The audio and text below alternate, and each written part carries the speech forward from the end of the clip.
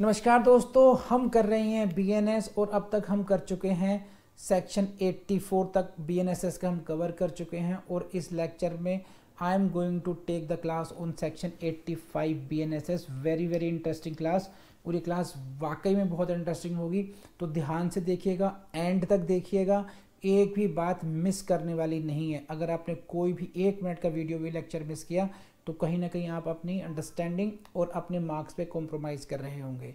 तो I hope कि आप ऐसा नहीं करेंगे। चलिए, let's start the class on section 85 BNSS। So let's start the class of the day and this is what a section number 85 BNSS। इससे पहले हम लोग कवर कर चुके हैं 84 BNSS and right now we are going to deal with the section 85 BNSS। ये था आपका section 83 CRPC, राइट। इससे पहले लेक्चर में हमने क्या कहता, we have dealt with what the, हमने इसको एक बार झलक देखते हैं। देखिए सेक्शन 84 में क्या था, कोर्ट में publish a written publication. Court एक लिखित पब्लिकेशन को, लिखित प्रोक्लेमेशन को पब्लिश करा सकते हैं, यानी कि कोर्ट में इशू है प्रोक्लेमेशन। और वो कब कब करा सकती है, क्या क्या उनकी टेक्निकलिटीज थी, हम लोगों ने सेक्शन 84 में समझ लिया। सेक्शन 84 में मेनली ये क्या था, सेक्शन 84 में मेनली ये पढ़ाया गया था कि कोई पर्सन है एब्सकॉन्ड कर रहा है, उसके संदर्भ में प्रोक्लेमेशन कब हो सकती है और कैसे होगी। अब हम पढ़ रहे हैं सेक्शन 85 में हम बात कर रहे हैं attachment of the property of the person absconding. Attachment of the property, attachment of property का मतलब होता है प्रॉपर्टी को कुड़की, यानी कि उसको अपने कब्जे में ले लेना। किस व्यक्ति की, वो व्यक्ति जो एब्सकॉन्ड कर रहा हो, ठीक, जो व्यक्ति एब्सकॉन्ड कर रहा है उस व्यक्ति की प्रॉपर्टी को अटैच करने की बात की गई है सेक्शन 85 में। तो first question in your prelims will come from the heading itself, which section deals with the attachment of the property person absconding. यहाँ पर पर्सन ऑफ एब्सकॉन्डिंग लिखा है, यहाँ पर प्रोक्लेम्ड ऑफेंडर नहीं लिखा हुआ है, ध्यान रखना। यहाँ पर क्या लिखा हुआ है, पर्सन एब्सकॉन्डिंग। तो ये सेक्शन आपका 85 important for your prelims and important for mains भी है। उसी पॉइंट ऑफ व्यू से आप इसको ध्यान में रखेंगे। प्रीलिम्स के लिए भी इंपॉर्टेंट है, मेंस के लिए भी इंपॉर्टेंट है, क्वेश्चंस यहाँ से बनते हैं। और सबसे अच्छी बात है, इन क्वेश्चंस में आपको केस लॉज नहीं पढ़ने पड़ेंगे। इन केस लॉज में आपको बेयर एक्ट से ही काम हो जाएगा। एक प्रोसीजर है बस जो आपको समझना है, उस प्रोसीजर को लिखाएंगे, आपको नंबर मिल जाएंगे। तो let's start the section. This is sub clause 1।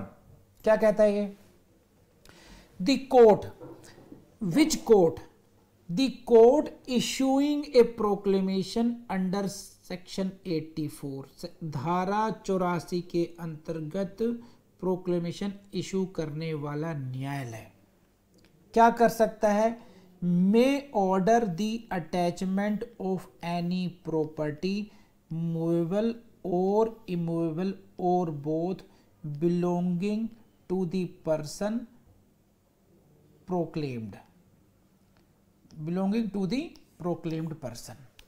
चलिए इसको पढ़ते हैं। देखिए, तो this section 85 empowers the court to order the attachment of the property of the proclaimed person।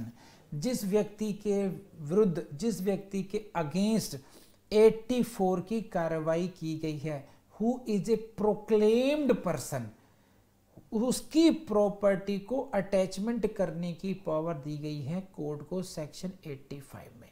तो अभी आपको इस तरीके से पढ़िए, what the court can do under section 85। तो कोर्ट में, this is the discretion of the court, the court may order the attachment of the property. Court संपत्ति की कुड़की के आदेश कर सकती है। किसकी property, of belonging to the person, belonging to the proclaimed person. जिस व्यक्ति के लिए प्रोक्लेमेशन इशू की गई थी उस व्यक्ति को हम बोलते हैं प्रोक्लेम्ड पर्सन। उस व्यक्ति की प्रॉपर्टी का अटैचमेंट का ऑर्डर हो सकता है सेक्शन 85 में। Now which kind of properties में बी अटैच्ड, कौन कौन सी संपत्ति अटैच हो सकती है। तो आंसर इज, ये प्रीलिम्स में भी आएगा, ये रहा, that property may be movable property that may be immovable और दैट मे बी बोथ। तो property may be movable, property may be immovable और property may be both property. Cut it और नॉट।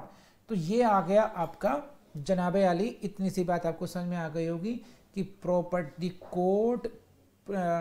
कोर्ट प्रॉपर्टी अटैच कर सकती है, court may attach the property, number 1। Number 2, which property, that property may be movable property, that property may be immovable property, that whose property may be attached, this is the property belonging to the person proclaimed। Proclaimed person की property को कर सकती है ये। Now और क्या क्या चीजें हैं ये, विच कोर्ट कैन, ये कौन सी कोर्ट है, which court can pass such order, this is the court issuing A proclamation under section 84। This court, this order of attachment, ये जो अटैचमेंट का ऑर्डर है, this can be passed by the court who has issued proclamation under section 84।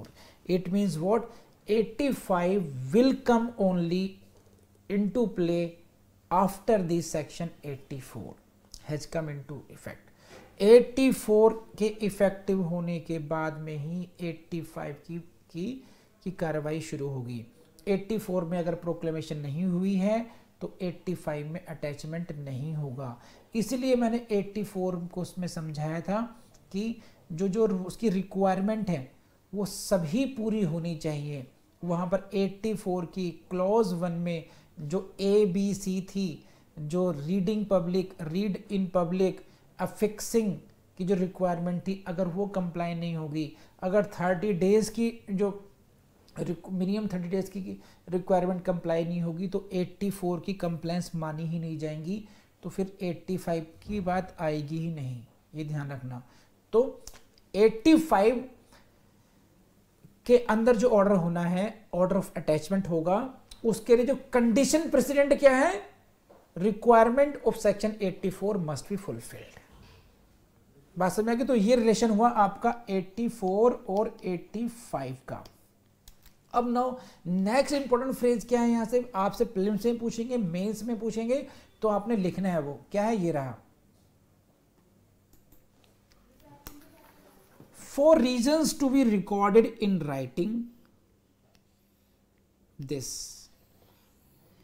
Court while, court highlight कर लीजिएगा, this only, इसी point से, केवल इसी पॉइंट से प्रीलिम्स में क्वेश्चन पूछा गया है।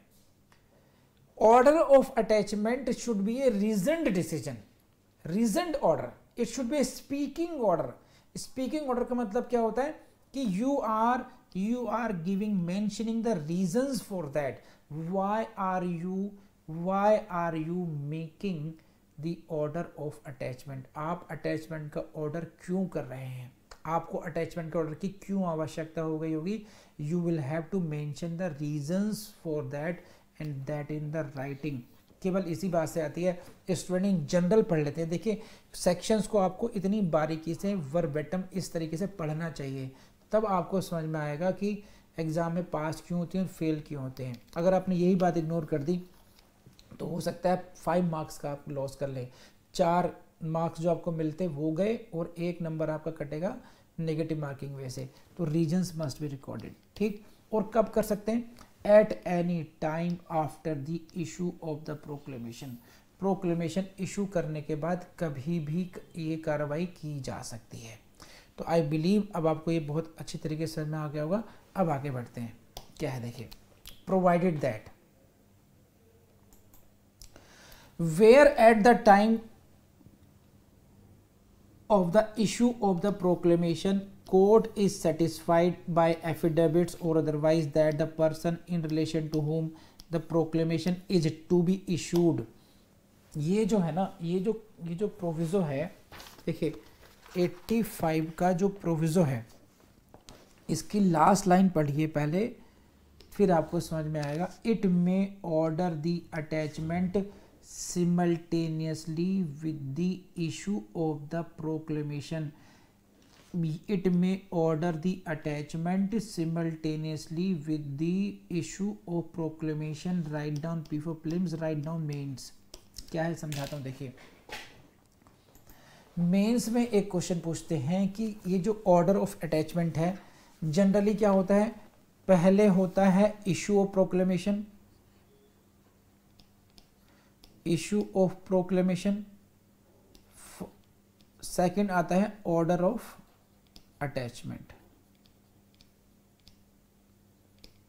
एक के बाद दूसरा ऑर्डर आएगा।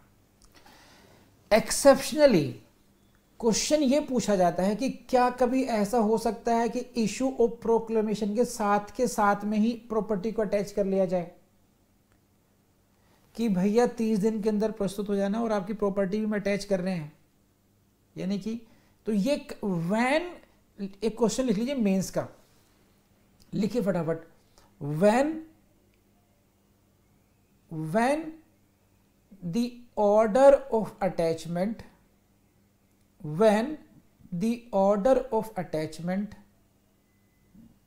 may be issued simultaneously with the issue of proclamation, proclamation के ऑर्डर के साथ साथ ही ऑर्डर ऑफ अटैचमेंट कब कब हो सकता है, यानी कि ये जो दो ऑर्डर हैं, क्या कभी कोई ऐसी परिस्थिति है कि ऑर्डर ऑफ अटैचमेंट और ऑर्डर ऑफ प्रोक्लेमेशन इन दोनों को सिमल्टेनियसली इशू किया सकता है? इफ सो तो ये कब हो सकता है? यहाँ से एक शॉर्ट में मेंस का क्वेश्चन पूछा जाता है एंड इन्हीं पॉइंट से प्रीलिम्स का क्वेश्चन भी पूछा जाता है। तो अब हम इसको पढ़ते हैं। अब आपको समझ में आ गया होगा कि मैंने लास्ट लाइन पहले क्यों पढ़ाई, कि ये जो प्रोविजो है सेक्शन 85 क्लॉज 1 का, ये आपसे क्या कहता है। देखिए, provided that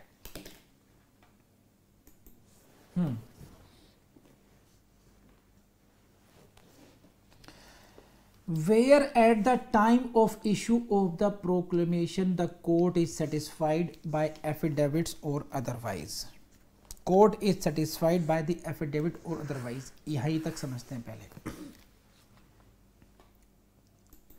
now the court is satisfied, court का समाधान हो गया है, न्यायालय का समाधान हो गया। कैसे?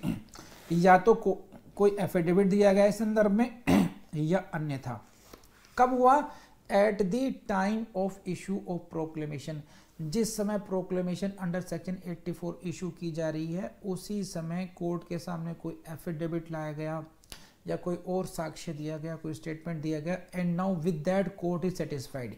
कोर्ट को क्या लगता है कि that the person in relation to whom proclamation is to be issued, वह व्यक्ति जिसके संदर्भ में हमें ये प्रोक्लेमेशन करनी है, ये कौन सा व्यक्ति हो गया?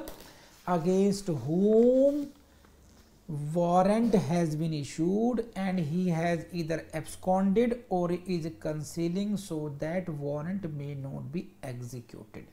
ये वो व्यक्ति है जिस व्यक्ति के विरुद्ध वारंट इशू हुआ था और जो व्यक्ति या तो एब्सकॉन्ड कर चुका है या वो कंसील कर रहा है सो दैट वो अरेस्ट नहीं हो पाए, उसके लिए 84 की कार्रवाई होनी थी। Proclamation is to be issued, हम उस व्यक्ति की, उस महानुभाव की बात कर रहे हैं। Are you getting point? मेरे ख्याल समझ में आ रहा होगा। अगर देखिए आपने 85 को समझना है तो इससे पहले आपको सेक्शन 84 की समझ होनी चाहिए, ये ध्यान रखना बस। क्या होगा? Number 1 is about to dispose, number is about to dispose of whole को गो राउंड कीजिए और any part of his property, कि वो अपनी संपत्ति, संपूर्ण संपत्ति, वो अपनी संपूर्ण संपत्ति या संपत्ति के किसी भाग को डिस्पोज कर रहा है, मीन्स सेल आउट कर रहा है, अपने पास से हटाकर किसी और को दे रहा है, डिस्पोज कर रहा है। डिस्पोजिंग ऑफ होल और any part of his property, या तो संपूर्ण संपत्ति को डिस्पोज कर रहा है या उसके किसी पार्ट को डिस्पोज कर रहा है, ठीक है, या तो एक पार्ट ए, ये तो हुआ ए पार्ट, और is about to remove whole और any part of his property from the local jurisdiction of the court. Local jurisdiction of the court को समझिए पहले क्या है। Local jurisdiction of the court का मतलब होता है टेरिटोरियल जुरिस्डिक्शन, जो वो न्यायालय है उसका जो भौगोलिक क्षेत्राधिकारिता है। जैसे किसी कोर्ट की किसी सिटी में हो सकती है, या दिल्ली में मान लीजिए मॉडल टाउन के लिए हो सकती है, मुखर्जी नगर के लिए हो सकती है, आदर्श नगर के लिए हो सकता है उसका टेरिटोरियल जुरिस्डिक्शन। मुरादाबाद की कोर्ट होगी तो मुरादाबाद शहर के लिए उसका लोकल जुरिस्डिक्शन हो सकता है, कुछ भी हो सकता है। तो वो व्यक्ति उस कोर्ट के लोकल जुरिस्डिक्शन से अपनी प्रॉपर्टी को रिमूव कर रहा है, वहां से हटा रहा है। और ये जरूरी नहीं कि पूरी की पूरी प्रॉपर्टी को हटा रहा है, even if he is removing any part of his property. तो very interesting fact is this, whether it may be the removal of whole property or it may be the removal of the any part of the property। और यहाँ पे शब्द क्या लिखा हुआ है और, तो whether this is the condition A or it is the condition B, चाहे कंडीशन A हो या कंडीशन B हो, इन दोनों में से कोई एक भी कंडीशन अगर फुलफिल हो रही है तो कोर्ट को क्या लगता है कि the person in relation to whom proclamation is to be issued, वह व्यक्ति जिसके विरुद्ध प्रोक्लेमेशन इशू होनी है। और ये कौन सा व्यक्ति है, ये कौन सा व्यक्ति है, इसकी जानकारी मिलती है आपको 84 में। 84 में ये कौन सा व्यक्ति है, ये व्यक्ति है, ये रहा, person against whom a warrant has been issued, जिसके विरुद्ध वारंट इशू होना है, एंड ही हैज एब्सकॉन्डेड और is concealing himself so that such warrant can not be executed. ये वो व्यक्ति है जिसके विरुद्ध वारंट इशू हो गया था और जो एब्सकॉन्ड कर रहा है या कंसील कर रहा है, और अब इसके विरुद्ध प्रोक्लेमेशन होनी है। तो इनके बारे में समझ में आया कि भाई साहब क्या कर रहे हैं अभी, अब ये क्या कर रहे हैं, ये अपनी प्रॉपर्टी को डिस्पोज कर रहे हैं। इनके पास एक मकान है या इनके पास कोई कार है, कोई मूवेबल, क्योंकि प्रॉपर्टी मूवेबल भी हो सकती है और इमूवेबल हो सकती है, वो पूरी प्रॉपर्टी को, पूरी की पूरी प्रॉपर्टी को बेच रहे हैं या आधे पार्ट को बेच रहे हैं। He is disposing of the property, एक बात होगी, या कम से कम दिल्ली से बाहर ले जा रहे हैं, उस कोर्ट का, जो कोर्ट का जुरिस्डिक्शन है उससे बाहर हटा रहे हैं, वहां से हटा रहे हैं बस, होल और एनी पार्ट ऑफ प्रॉपर्टी। अगर इनमें से एक भी सिचुएशन, एक भी कंडीशन पूरी हो रही है, तब कोर्ट को क्या क्या दिया गया, उस समय एफिडेविट दिया गया, एफिडेविट दिया गया इस बात का, या अदरवाइज कोर्ट सेटिस्फाइड हो गई कि भाई ये व्यक्ति तो अपनी प्रॉपर्टी को डिस्पोज कर रहा है, ही इज ईदर डिस्पोजिंग और प्रॉपर्टी और रिमूविंग हिज प्रॉपर्टी होली और partly, then court will be alert. Then court in exceptional circumstances, then what the court can do, court may order,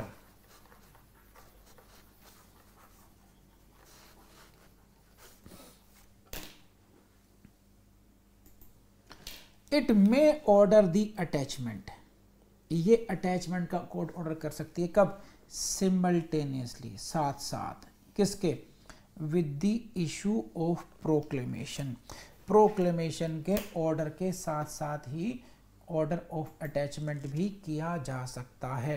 तो please let me know आपको इतनी सी बात समझ में आई या नहीं आई। ये सेक्शन 85 की क्लॉज 1 हमने पढ़ी है। क्लॉज 1 में हमने पढ़ा कि when can the order of attachment be issued, order of attachment कब इशू किया जा सकता है, एक बात पढ़ी। नंबर 2 हमने प्रोविजन पढ़ा कि क्या ये जो ऑर्डर ऑफ अटैचमेंट है simultaneously with the issue of proclamation भी किया जा सकता है, इफ यस व्हेन, ये कब हो सकता है।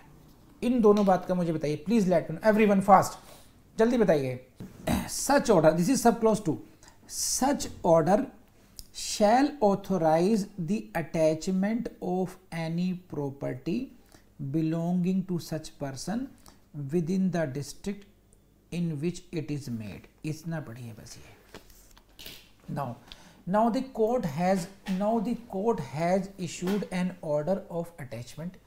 कोर्ट ने अटैचमेंट का ऑर्डर कर दिया है, यानी कि अटैचमेंट को हिंदी में बोलते हैं कुर्क करने का, हाँ, संपत्ति को कुर्क करने का आदेश हो गया है। अब बिकॉज ऑफ दैट इससे क्या हो जाएगा, जिस जिले में belonging to the person, property belonging to such person within the district in which it is made, जिस जिले में ये अटैचमेंट का ऑर्डर हुआ है, जिस जिले में ये अटैचमेंट का ऑर्डर हुआ है, उस जिले में जो प्रॉपर्टी सिचुएट करती है, property belonging to such person within that district on the basis of that order, वो प्रॉपर्टी अब अटैच हो सकती है। जैसे फॉर एग्जांपल, इसको आप ऐसे समझिए, सीधा screen,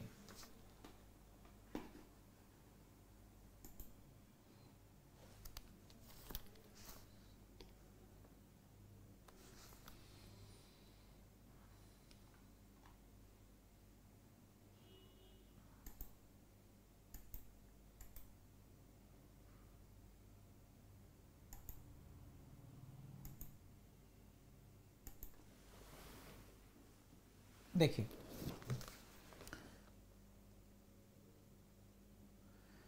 this property is situated in this district, ये है district A and this is the property and this is the court। तो कोर्ट जिस डिस्ट्रिक्ट में सिचुएट करती है उसी डिस्ट्रिक्ट में ये प्रॉपर्टी भी सिचुएट करती है। कोर्ट ने ऑर्डर ऑफ अटैचमेंट किया सेक्शन 85 क्लॉज 1 में, now this property can be attached. Sometimes the property may be situated in some other district, that is the district B district. This property may be in the district B. Then what will happen in that case?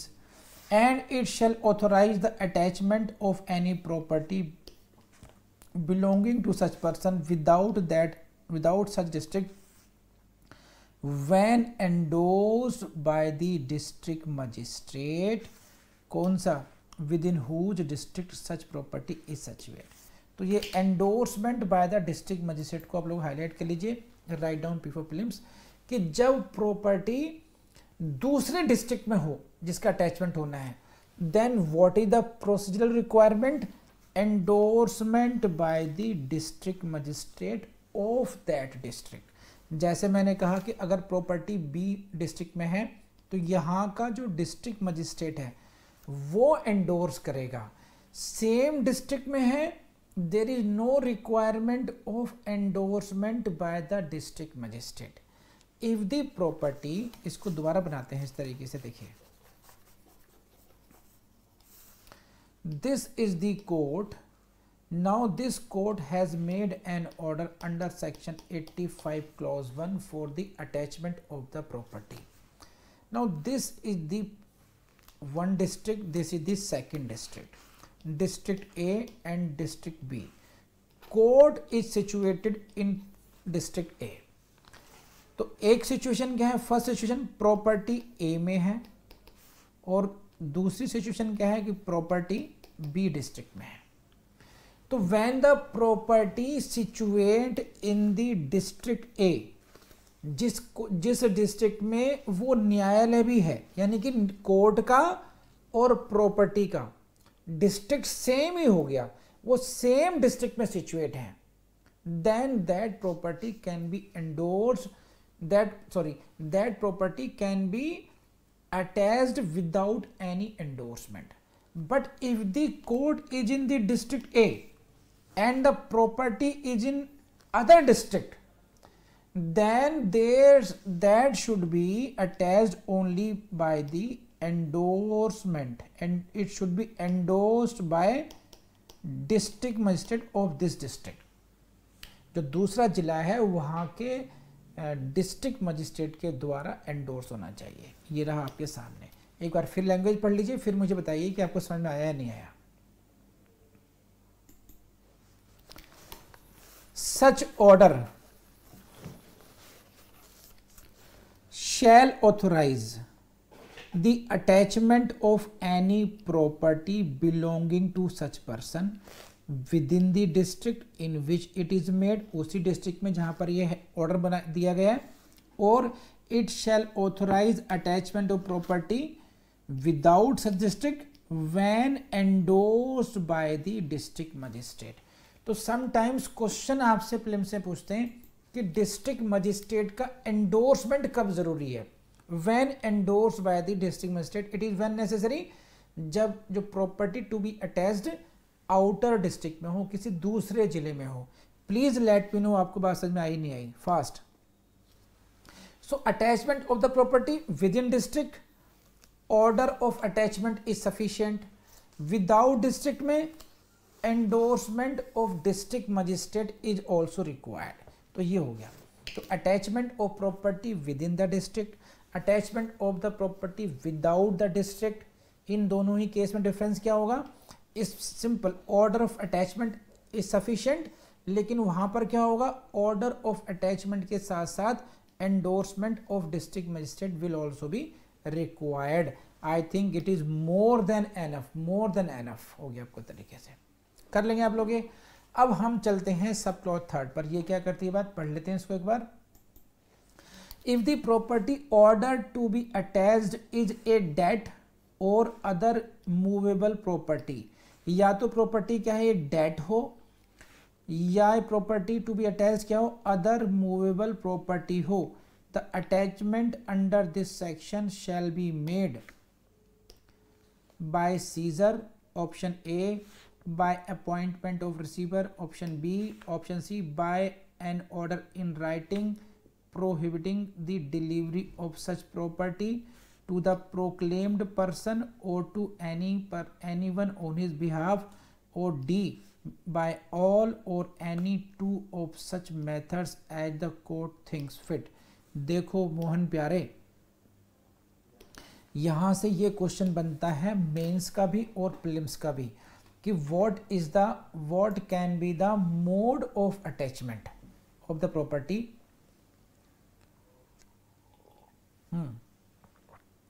Mode of attachment of the property when it is debt or movable property।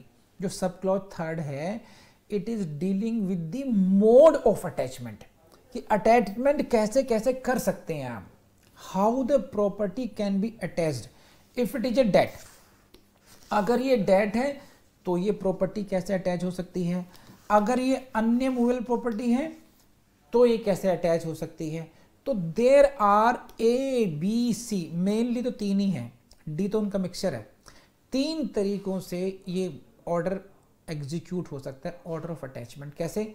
Number one by scissor, उस property को seize कर लिया। कौन सी property है ये? Movable property है, ये date है। नंबर टू क्या हो सकता है? अपॉइंटमेंट ऑफ रिसीवर, किसी ऐसी कोर्ट ने एक रिसीवर को अपॉइंट कर दिया। और थर्ड ये हो सकता है कि कोर्ट ने एक ऑर्डर कर दिया, जिस जो रेड लाइन में दिया हुआ है, कि एक लिखित रूप में आदेश पारित कर दिया जाए कि भाई इस व्यक्ति को, जो प्रोक्लेम्ड पर्सन है, या इसके बिहाफ पर किसी व्यक्ति को संपत्ति की डिलीवरी ना की जाए। देखिए लाइन पढ़िए,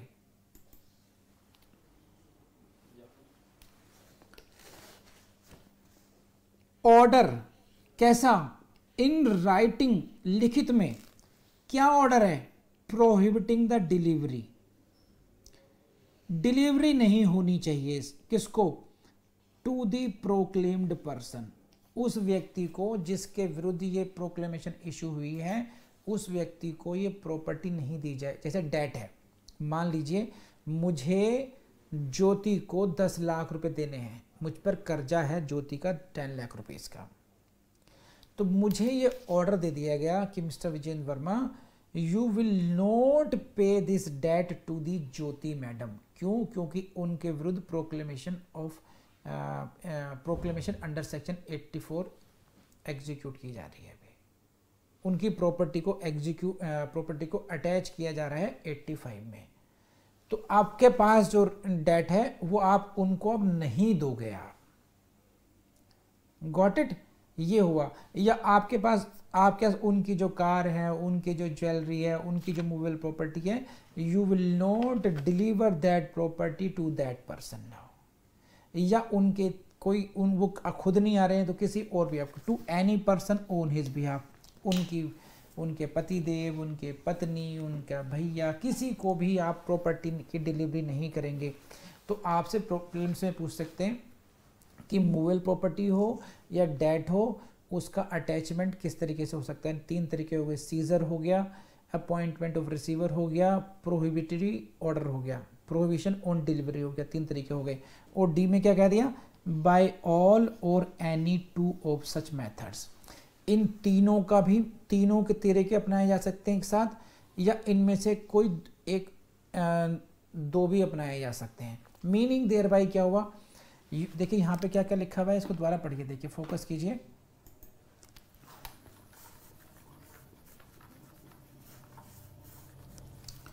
और सीजर और अपॉइंटमेंट रिसीवर और ऑर्डर प्रोहिबिटिंग डिलीवरी और, इट मीन्स आप ए, बी और सी इनमें से किसी भी एक मेथड से कर सकते हैं। दूसरी बात, आप ये भी कर सकते हैं ए प्लस बी प्लस सी, इन तीनों के तीनों मेथड्स को एक साथ अप्लाई कर सकते हैं, ऑल मेथड्स। आप क्या कर सकते हैं, ए प्लस बी कर सकते हैं, ए प्लस सी कर सकते हैं, या बी प्लस सी, इन मेथड्स को भी अप्लाई कर सकते हैं, किसी भी कॉम्बिनेशन में आप कर सकते हैं। तो basically this is related to what, this is related to when the property to be attach is a debt और other movable property. Please let me know आपको बात समझ में आई है नहीं आई। 85 की क्लॉज 3 बहुत सिंपल सी है, कहीं कोई इसमें इसे केवल रटना है आप लोगों ने, यहाँ पर आपको कोई केस लॉ रटने की जरूरत नहीं है। प्रीलिम्स से क्वेश्चन भी यहाँ से हो जाएंगे आपके, और मेंस के क्वेश्चन में लिखना पड़ेगा आपको ये। नाउ कम टू साहब नेक्स्ट पार्ट, इमूवेबल प्रॉपर्टी। इसमें क्या करना पड़ेगा ये देख लीजिए। If the property order to be attach is immovable property, अगर ये प्रॉपर्टी इमूवेबल प्रॉपर्टी है, the attachment under this section shall be made in case of the land paying revenue to the state government through the collector को highlight कर लीजिए of the district in which the land is situated। बस immovable property के case में, immovable property के case में आप एक लैंड को अलग से डील करेंगे। कौन सा लैंड, इसको ध्यान से पढ़ना, land paying revenue to the state government, ऐसी भूमि जिससे राज्य सरकार को राजस्व मिलता हो। The land paying revenue to the state government, राज्य सरकार को जिस भूमि से राजस्व मिलता हो, अगर इमूवेबल प्रॉपर्टी वो लैंड है, तब उसका अटैचमेंट कैसा होगा, थ्रू दी कलेक्टर होगा। जिस जिले में वो प्रॉपर्टी है, उस जिले के कलेक्टर के थ्रू उसका अटैचमेंट कराया जाएगा। ये कौन सा लैंड है, पेइंग रिवेन्यू। जैसे आपकी भूमि होती है जिसमें खेती होती है, वहां से रिवेन्यू जाता है ना। And in all other cases, अन्य मामलों में कैसे होगा, ये अलग अलग ऑप्शंस आ गए आपके सामने, आप इनको पढ़ लेते हैं। कौन कौन से ऑप्शंस हैं, by order taking possession, a option, possession ले लीजिए उसका। By appointment of receiver, number 2। By order in writing, writing को अंडरलाइन कर लेना, prohibiting the payment of rent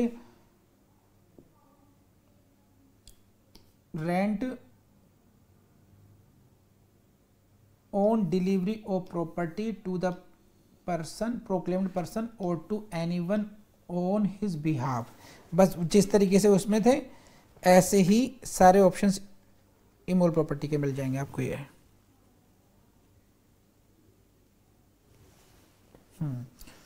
और डी, और ऑप्शन डी क्या है, बाय ऑल और एनी 2 ऑफ सच मेथड्स, वही उसी तरीके से है। देखिए मैं समझाता हूँ आपको इसमें क्या है।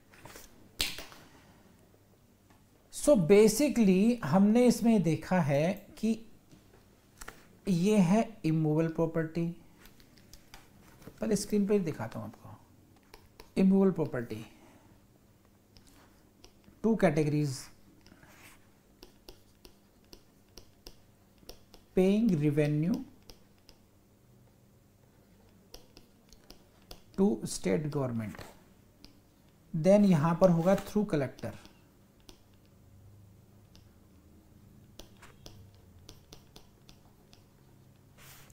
दूसरा हो गया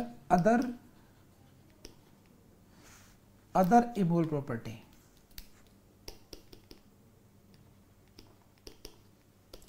नंबर वन क्या हो जाएगा? टेकिंग पोजेशन, उस प्रॉपर्टी को अपने कब्जे में ले लिया जाए। नंबर 2 रिसीवर अपॉइंटमेंट कर दिया गया, रिसीवर अपॉइंटमेंट। नंबर सी, इसको मैं पढ़ के समझाता हूं, देखिए ये रहा। नंबर सी में क्या है? जिस तरीके से डेट में था और मूवेबल प्रॉपर्टी में था, यहां पर भी एक राइटिंग में ऑर्डर हो गया, ऑर्डर इन राइटिंग। क्या कि इस व्यक्ति को, जिसकी प्रॉपर्टी है, इसको रेंट नहीं देंगे आप। मान लीजिए मेरे कब्जे में है, मुझे प्रॉपर्टी डिलीवर कर दी है इस प्रोक्लेम पर्सन ने, तो मुझसे कहा जाए कि we don't give rent to him, payment prohibiting the payment of rent on delivery of property to the proclaimed person. Delivery of rent उसको नहीं होनी चाहिए, उसको बस ये, ठीक है। हिंदी में पढ़ता हूं आपको। उद्घोषित व्यक्ति को या उससे निमित्त किसी व्यक्ति को भी उस संपत्ति का परिधान करने के प्रतिषेध करने वाले लिखित द्वारा की जा सकती है। इसमें समझ में नहीं आएगा आपको ये। उद्घोषित व्यक्ति को या उससे निमित्त किसी व्यक्ति को भी किसी संपत्ति का किराया देने या उस संपत्ति का परिधान करने का प्रतिषेध करने वाले लिखित आदेश द्वारा की जाएगी। कि ना तो इसको आप रेंट दोगे, अगर मेरे कब्जे में है प्रॉपर्टी वो, और मैं इसको रेंट देता हूं, तो भाई साहब इसको रेंट मत देना, और ना ही इसको प्रॉपर्टी डिलीवर करना, बस ना ही इसको प्रॉपर्टी आप अपने कब्जे में रखो इसको, बस ये।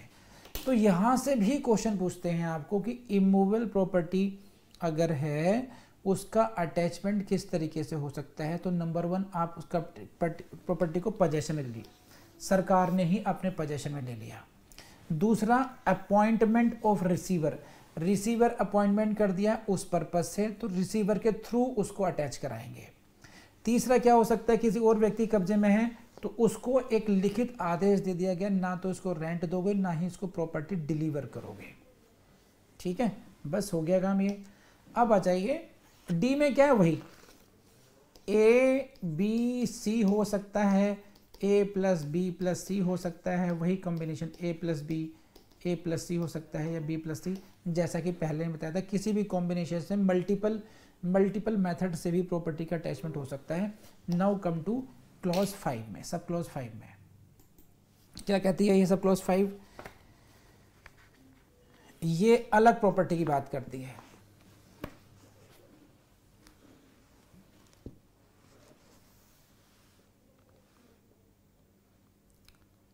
ये सब बेयर एक्ट में है कविता।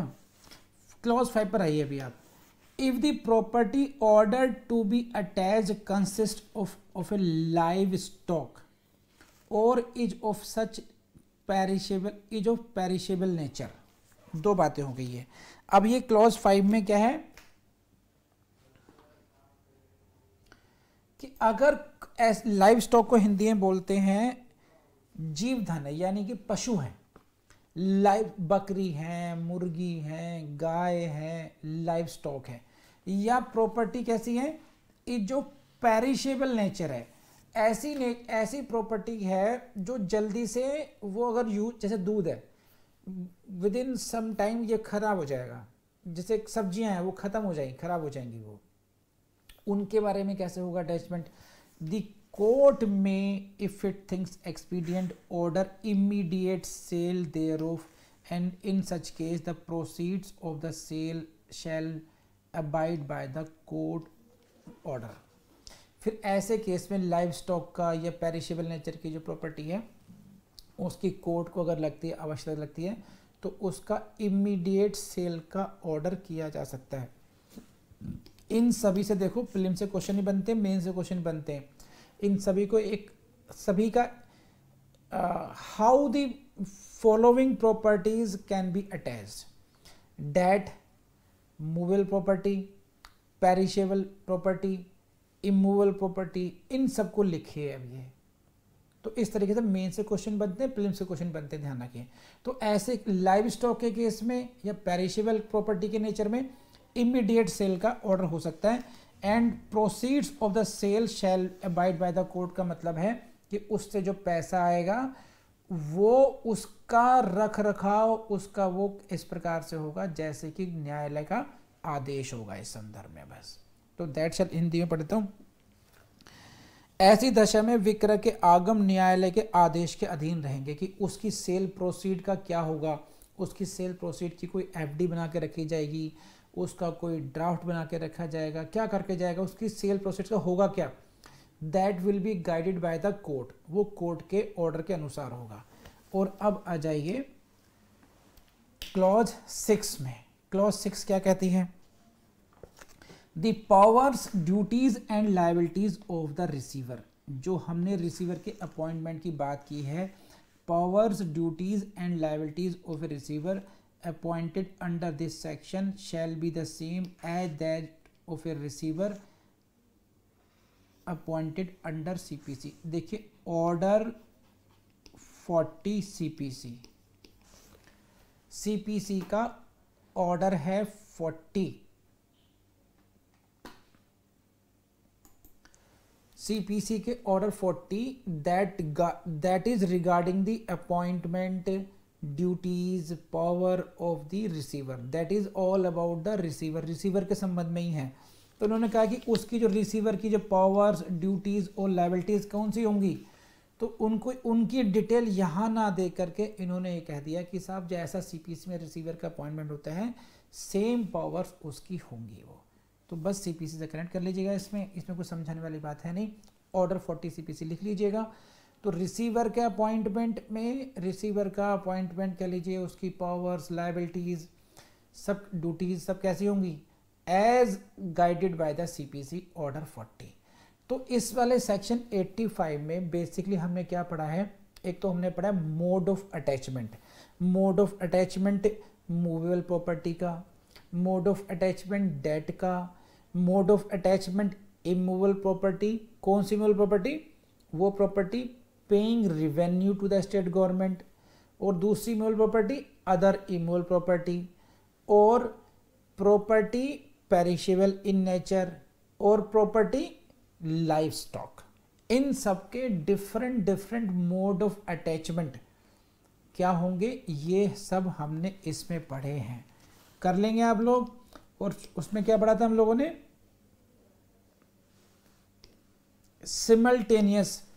सिमल्टेनियस अटैचमेंट का ऑर्डर कब हो सकता है, तो ये पढ़ा था।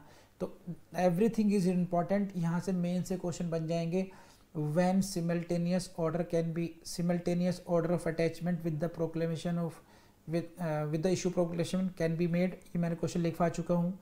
how the property can be attached, what are the mode of attachment of the property under section 85, ये क्वेश्चन मेंस का बनता है।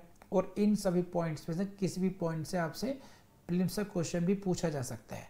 अब मुझसे पूछिए क्या आपकी कोई क्वेरी हो इसमें, तो मुझे बताइए।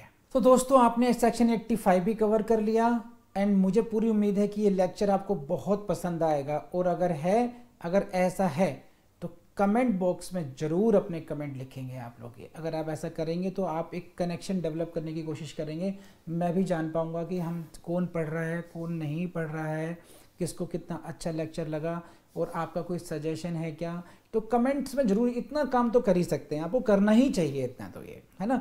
और वीडियो पसंद आया हो तो फिर मुझे पता कैसे चलेगा, तो please press the button of like as well. Like कीजिए, कमेंट्स कीजिए और शेयर कीजिए। और अगर आपने हमारे चैनल को अभी तक सब्सक्राइब नहीं किया है तो सब्सक्राइब जरूर कर लें, बेल बटन को जरूर दबा दें ताकि आपको नोटिफिकेशन मिलते रहें।